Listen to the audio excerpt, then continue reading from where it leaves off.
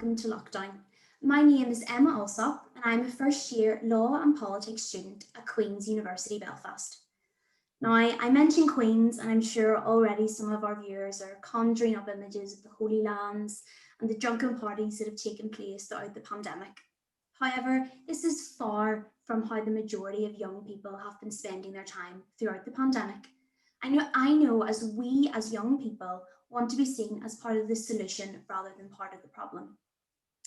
This series of Lockdown is about young people coming together to discuss how the COVID-19 pandemic has affected their everyday lives. Our guests today include Lauren Clements from Newry High School, Alana Cahoon from Portadown College, and Cormac Savage from St Patrick's in Downpatrick. Now, if I could come to Lauren first, how have you been spending the past year in the pandemic? Hello. So I've been in lockdown as a shielder since March at the very beginning of the pandemic, and since then I haven't really been able to go back to school since the start of March. Even when schools reopened in September, it wasn't safe enough for me to go back. So I've been doing a mixture of Google Classroom and online schooling, as well as recently some virtual Zooming as well, which has helped a lot.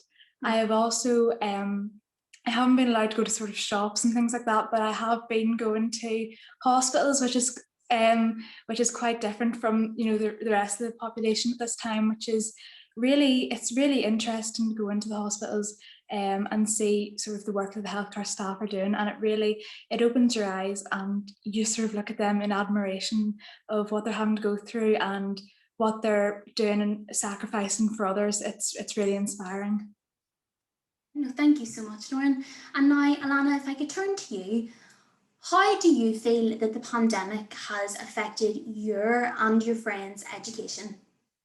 It's really been a whirlwind of a year in terms of being out for self-isolation, not getting to do our mock exams, and now not being able to do our end of year exams. Our year, so the current year 14s, we were the first year of a brand new GCSE specification. So we were the first people sitting these brand new exams, not knowing what grades we would realistically get in comparison to the rest of the years. Then we did a full year of work for our AS levels, which were cancelled, and we got predicted grades, which we're now told are being counted for nothing. So we realistically wasted a year of our education. And now to be going on to university, to being offered places for certain grades, but you don't know the work that equates to those. So it's very uncertain, but hopefully we're all getting through it. If we could now go to Cormac. Now, I'm aware that you are the founder and president of the Secondary Students' Union of Northern Ireland. So I guess I want to ask you, what made you decide to set up such a union? I think it was really the lack of consultation that students were receiving last year during sort of the first lockdown. I mean, these massive decisions were being taken almost every day about our futures, our education, our lives in general, and we had no voice. We had no real representation. There was no consultation, and it just didn't sit right. And I remember so clearly hearing that all the time that teachers, governors, principals, and parents were being consulted. It just always seemed that there was one big group that was missing who would be impacted the most. So I learned through a friend that there was similar organisations to what SSUNI is now across Europe and indeed in the south of Ireland. And I sort of thought, we need that here. And I suppose it was a little mix of lockdown boredom, having too much time on my hands. And I decided, that's exactly what we need to do. That's brilliant. Thank you so much, Cormac. Now, if we could go back to Lauren, you're in quite a unique situation in that you have been self-isolating and shielding for 11 months now. What has that been like, and how has it affected your family life? Well, I think, it was very strange from going to school 5 days a week and seeing my friends, and possibly again on the weekends as well, to being at home 24/7, all of the family, sort of our family under one roof, with sort of no real outlet apart from everybody at one point was doing quizzes on Zoom every week. So we definitely indulged in that. And I think just in general, it's taught me and the rest of my family, not only do we have to be more, wary and, when making these decisions to go out and, what we do, but also it really reinstated for me that the small things in life do matter, and it's the things that we take for granted that have the biggest effect on us as who we are, and how we feel, and things like seeing your friends or being able to console a loved one, or just having a chat, that it's not just easy going. It really makes a difference, and it makes me appreciate that I've had it in the past, and also hopeful that we get back to it in the future at some point. You seem very positive for someone who has been sort of locked up in their house for 11 months. And I think it sort of, puts things into perspective for people who perhaps aren't in your exact situation, but have sort of been thinking that they're a lot more limited. If someone like you can remain so positive, why can't we all? And as you said, we have our good days and bad days, but it's just about being adaptable and, being the best that you can and as positive as you can. Thank you so much, Lauren. Now, if I turn to Alana, you mentioned about the whole uncertainty of predicted grades and everything, which I totally understand, having just got predicted grades last August. Are you concerned about the predicted grades process given all the issues that surrounded it last year? I am quite concerned in terms of there is students who just don't work the same as they do at home, and we have been told that our predicted grades are going to be based on continuous kind of like evidence of what we've done throughout the year, and they're going to be based on your teacher's kind of judgment. But at the same time, there is certain people that maybe don't communicate as well with their teachers, so they're not able to say, hi, look, I can't really do my work as well at home at the minute. So then the teacher's just like, oh, okay, they can't do it, it's too hard for them or whatever. So that is kind of really worrying. But also for like kids who don't have the same access to broadband, Wi-Fi devices, it's not fair, and not everybody has the same level playing field for grades at the minute as we would have in school, where everybody just gets a pen, a piece of paper, and that's you. Alana, I'm aware that you are an executive member of the Students' Union of Northern Ireland. What made you want to be a part of such a union, and what sort of duties does your role entail? Yeah, so I am the communications officer of the Secondary Students' Union of Northern Ireland. So basically means my phone never ever stops. Whether phone calls from journalists, Twitter, Facebook, Instagram. We just especially at the very, very start of launching our campaign, we launched the day before results day because we kind of expected results day to be a shambles. So we would be there kind of help people and have someone to fall back on. So we're getting hundreds of stories from students being like, hi, I worked all year and I got a D, or certain things like that there. And it was just really, really kind of comforting to actually hear people all going through the same thing, and to help people kind of point them in the right direction. Hi, this is how you can appeal it, or this is how you do it. And obviously we got the U-turn a few days later from Peter Weil, so that was fantastic. And in terms of with Cormac and stuff, I remember Cormac phoning me and he's all like, hi Lana, do you want to start a secondary student union? And I was like, what? And he's all like, let's go. So we kind of just worked through all of our contacts, everybody we knew. We tried to get as much representation across Northern Ireland as humanly possible, which we did. We've got people from Strabane right down to Downpatrick, so we have so many people, and honestly they're the best group of people to work with, and Cormac especially has just kind of pushed us all out. I was on the news a few days ago, and I've spoken to Stephen Nolan and stuff on the radio, but it's about it almost feels like getting justice for students because they're not being consulted. And when you can hear that Nicola Mallon has an infrastructure youth panel, why doesn't the education minister, who literally decides on the future of children, have a youth panel? So if I could now move on to Cormac.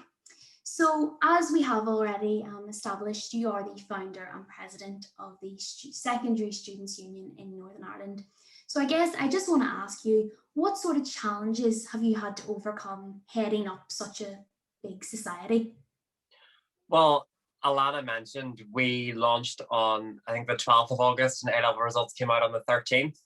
So that was what I would call a baptism of fire, because students were facing the biggest crisis they've probably ever faced in Northern Ireland. And we found ourselves on the front lines. It was, Alana said, phones never stop, radio interviews. And a lot of lobbying of MLAs, and I was really proud of the result we got in the ministerial U-turn. There was a lot of lobbying of education committee members, and I'm involved in that, and I'm really proud of everything our union has achieved in the last year. But I mean, as far as the challenges go in heading up a union, I think it's sort of like, we joke sometimes, like running 3 student unions at once, because we're trying to lay the foundations for the future, set up a really good grounding for future years so that SSUNI doesn't die with this executive or in the next 2 years, so that it really runs. And then we're also trying to sort of run a secondary students union during a pandemic, which is, major issues with student rights and school closures, exam cancellations, things that 10 years ago nobody would have ever believed anyone would have even been talking about, or even a year ago.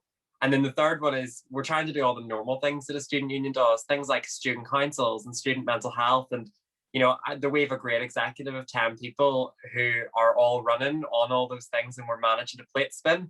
But it's a challenge, but it's a very rewarding and very enjoyable one. How do you feel that the global pandemic has affected you as a person? Do you feel like you've learned anything about yourself, or have changed as a person? Or I feel as an extrovert, I was the type of person that I was out every night. I was working 2 jobs. I was at youth club, I was at drama, I was at school. Like, I was never in the house.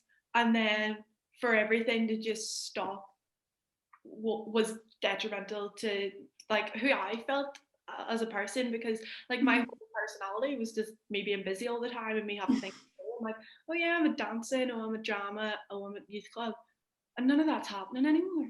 So it was like, what do I do with myself? And like, thankfully, because of the students union, I've had something to do.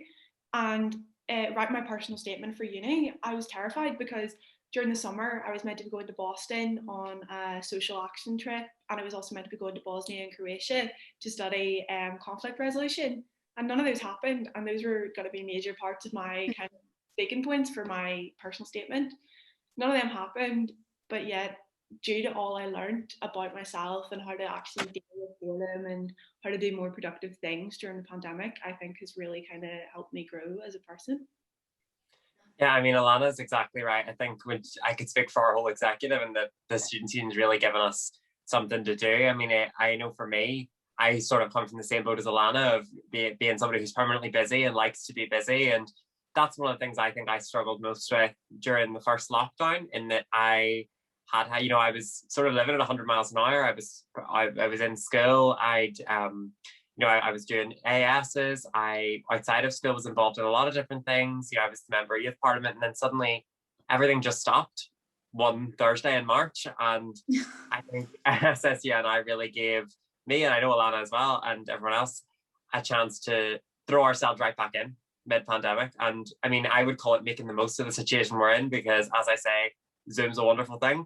So I've made a lot of friends through that, and to be honest, it's really helped me get through the pandemic, I think, and I think it has for Alana as well. Yeah, I completely agree. And I think, especially people our age, we're encouraged to get into as many activities as we can. And I think we can almost get lost and use what we do and how, even if it's our grades at school or how we're progressing in a hobby or outside school activity we can use that as a measure of who we are, how successful we are, and, what we really mean. And I think when that was taken away from us, when we didn't have our grades coming in to say, oh, well, we're doing okay, or we didn't have our sort of hobbies to say that, oh, I'm making progress, it sort of made us have to sit back and reflect and think, well, who am I truly? And, what makes me me? It's not about, pieces of paper and what we have on it. I would like to say a massive thank you to Alana, Lauren and Cormac for coming on and discussing how the pandemic hasn't only affected their education, but their mental health and their everyday living. I think it's really important for other young people to see people like yourselves stand up and really talk about the things that have been affecting them and the issues they've been going through, and to let everyone know that we're all in the same boat and we all will get through it together. So thank you to everyone who tuned in. Gur Melgit, and Lockdown was brought to you by Politics in Action.